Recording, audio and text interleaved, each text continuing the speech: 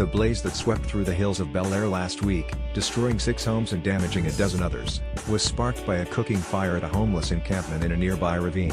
Los Angeles officials said Tuesday. The encampment was nestled in a canyon several hundred feet from Sepulveda Boulevard and the 405 freeway, hidden from passing cars. For several years, it had been home to an unknown number of people, officials said. Investigators said the fire had not been set deliberately and they have not found any of the people who lived there. The camp, one of scores of makeshift communities that have grown along freeways, rivers and open space across Los Angeles, was largely destroyed in the fire, leaving authorities with little evidence. News that one of Los Angeles' most affluent neighborhoods was damaged in a fire sparked by some of the city's poorest residents added a sober note to the incident, with some officials saying it underscores the need to do more to house the homeless. This makes a tragic event even more tragic, said Los Angeles Councilman Paul Koretz, whose district includes Bel-Air.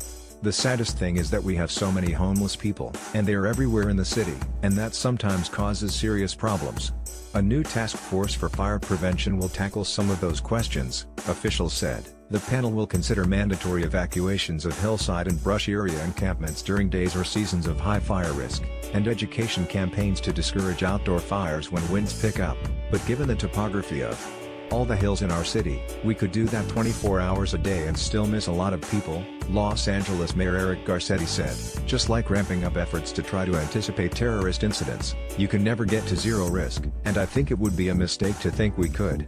Nikki Miner, vice president of the Bel-Air Beverly Crest Neighborhood Council, said residents had long worried about the fire hazard from hillside homeless encampments, but all the agency's hands seemed to be tied.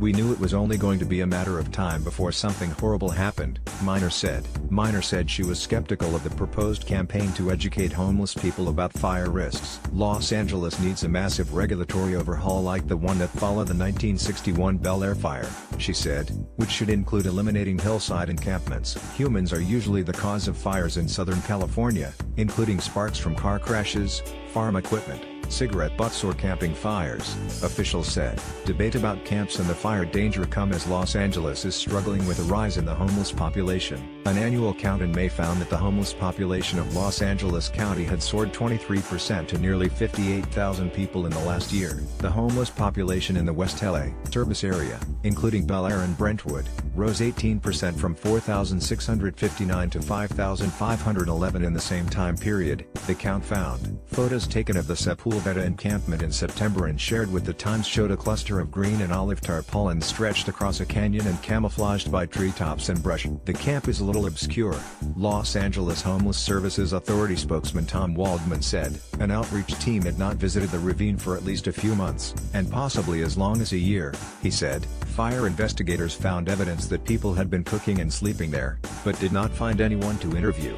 Los Angeles Fire Department spokesman Peter Sanders said, the department has no suspects. The size of the encampment before the fire was unclear, because the area was so badly burned. All that remained Tuesday was a scorched portable stove, a pot, a cheese grater, several fuel canisters and the remnants of a boombox. Burnt pages of the Children's Illustrated Encyclopedia littered the charred brush and rocks in the canyon. The Skirball fire erupted early last Wednesday, scorching chaparral-covered hillsides east of the 405. The blaze closed the highway during morning rush hour and forced the evacuations of a large swath of Bel-Air, one of the most affluent neighborhoods in the country. In less than a day, the blaze destroyed more than 400 acres. 6 homes were destroyed and a dozen more were damaged on Moraga Drive, Casiano Road, and Linda Flora Drive. The Skirball fire was 85% contained Tuesday, with 69 firefighters still working to mop up the operation, officials said. A few miles west of Bel-Air, residents of Pacific Palisades have been looking at ways to reduce the risk of fire in homeless camps.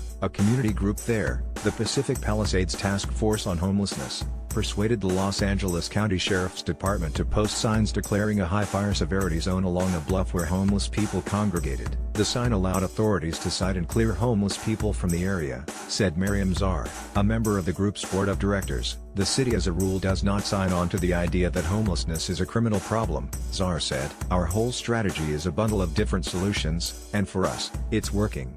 For more transportation news, follow at Laura_Nelson on Twitter. Times staff writers Richard Winton, Nikita Easter and Paige Street, John contributed to this story. 5:45 p.m. This article was updated throughout.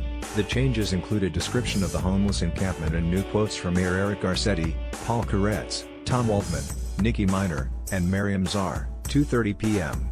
This article was updated with comments from Peter Sanders. 1:35 p.m. This article was updated with more information on home